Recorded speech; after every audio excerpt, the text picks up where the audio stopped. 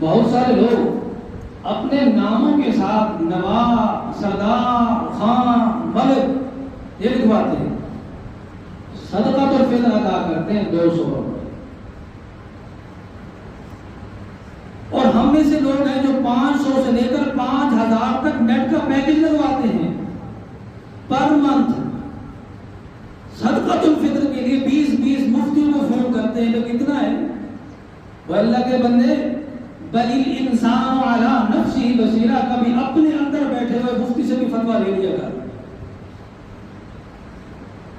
اللہ نے آپ کو کتنی نعمتوں سے نوازا،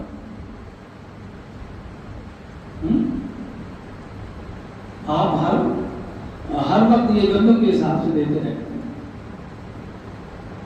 گندم بھی ہے، جو بھی ہے، کشمش بھی ہے، کھجور بھی ہے، تھوڑا سا کام آگے بڑھائیں۔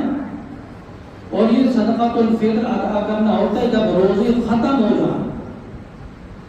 لوگ بعض اوقات روزہ ختم ہونے سے پہلے دے دیتے ہیں، یہ ادا نہیں ہوتا،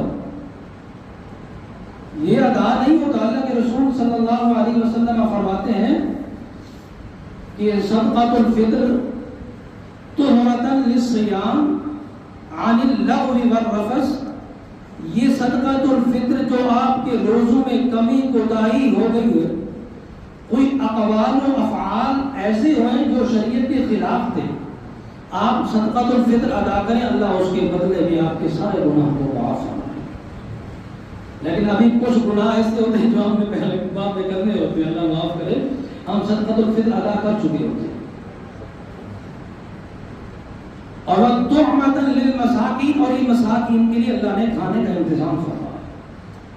ابن عباس رضی اللہ تعالی عنہما فرماتے ہیں فمن اداها قبل الصلاة فهي زکاۃ مقبولۃ، جس نے صدقۃ الفطر نماز عید الفطر سے پہلے ادا کیا اور چاند دیکھنے کے بعد ادا کیا، وہ تو ہوا صدقۃ الفطر۔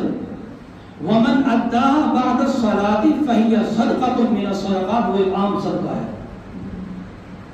لیکن ہم نے دینا ہے صدقۃ الفطر، کوشش کریں کہ آپ اس کی جنس ادا کریں، گندم دے دیں، جو دے دیں، کھجوریں دے دیں، اگر یہ نہیں کر سکتے تو پھر اس کی قیمت ادا کریں۔ اور